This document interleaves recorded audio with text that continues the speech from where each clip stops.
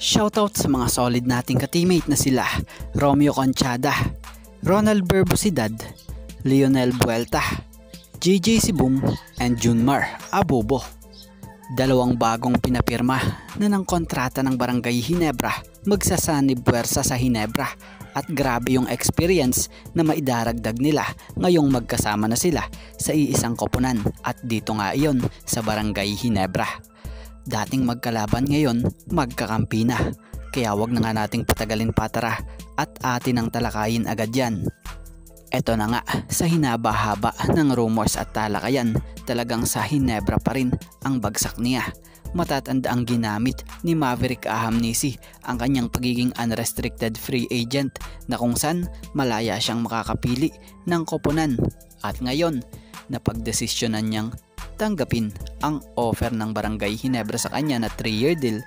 So kung titingnan nyo naman, hindi natin naakalain sa Ginebra pa ito pipirma dahil nung una nabanggit noon na mas gusto niya pang kalaban ang Barangay Ginebra. What's up guys? Madaming nagtatanong yung question nito, so I'm gonna answer it, okay? Itong masasabi ko dyan is yes, I would play for Ginebra. I have no problem playing for them. But kung may choice ako, mas gusto ko kalaban sila. You know why? Because they have the biggest fan base. And alam ko naman, sikat sila and you know, it's fun to play for Ginebra because everybody's rooting for you. But iba talaga yung feeling when you beat a team like that. Imagine the whole arena is full of Ginebra fans stacked against you and you guys still come out with the win. Iba talaga yung feeling. So if I had a choice, mas gusto ko kalaban sila and I'd play for a different team. Period. Pero ngayon, ito't andito siya at muling nagbigay pahayag at nagpakumbaba para siya'y makatulong ngayon sa team ng Barangay Ginebra. Magandang gabi, guys. I'm very excited to announce that I am finally officially a part of the Barangay Ginebra Gin Kings. So this is a message to all the die-hard Barangay Ginebra fans. Salamat talaga sa suporta. I promise I will give my 100% effort every game. I understand that the winning tradition here is something you guys take super seriously. So I will try my very best to help what is already a great team become better, and sana magiging champion ulit tayo. Pero ano pa, magagamit ng Ginebra yung swag ni Ahamnisi sa laro.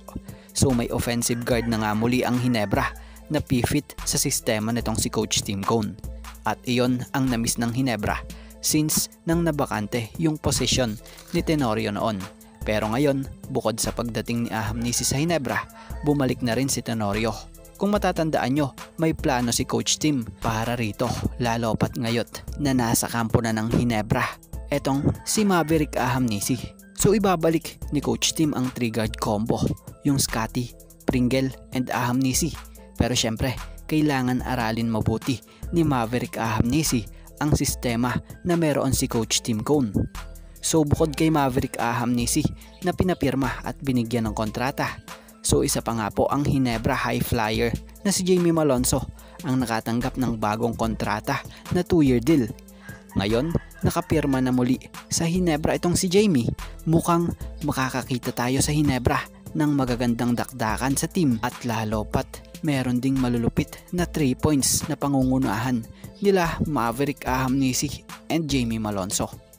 So, dating magkalaban, ngayon magkakampi na sa iisang koponan.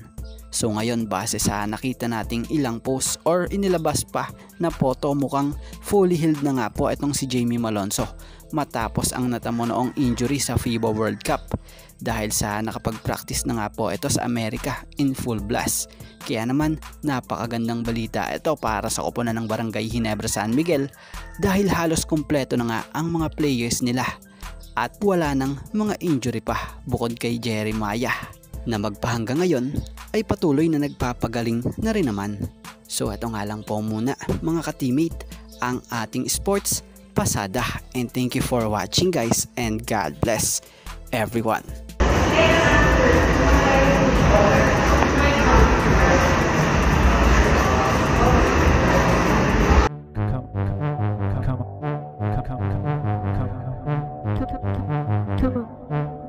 Yep.